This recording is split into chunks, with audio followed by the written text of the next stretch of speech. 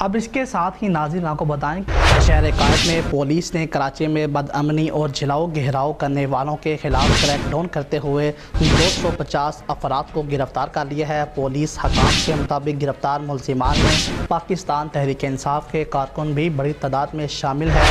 حکام کا کہنا ہے کہ احتجاج کے دوران بس چلانے والے 2 ملزمان بھی گرفتار کر لیے گئے ہیں۔ پولیس حکام کا مزید کہنا ہے کہ گرفتار ملزمان کے خلاف انسداد دہشت گردی کی دفعات کے تحت مقدمات درج کیے گئے ہیں۔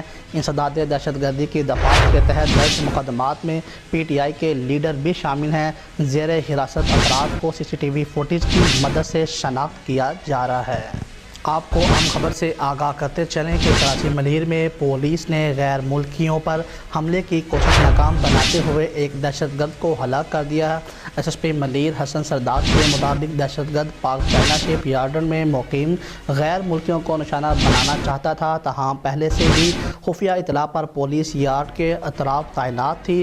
پولیس حکام کا کہنا ہے کہ فائرنگ کے تبادلے میں ایک پولیس اہلکار بھی زخمی ہوا ہے، جبکہ ہلاک دہشت گرد ممکنہ طور پر خودکش حملہ آور معلوم ہوتا ہے، جس نے بیلٹ پہنی ہوئی ہے۔ ایس ایس پی ملیر نے مزید بتایا کہ پولیس نے دہشت گرد کے قبضہ سے کلیکشن برآمد کر لی ہے، جبکہ بارود کی اطلاع پر بی ڈی ایس کو طلب کر لیا گیا ہے۔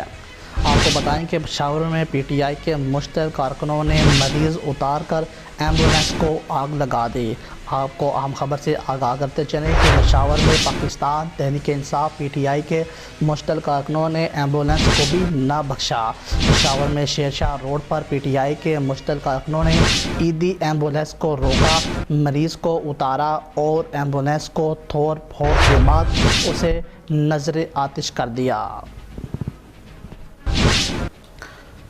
اور آپ کو بتائیں کہ پنجاب حکومت نے پاک فوج کی خدمات طلب کر لی اور اس حوالے سے وفاقی وزارت داخلہ نے منظوری دے دی۔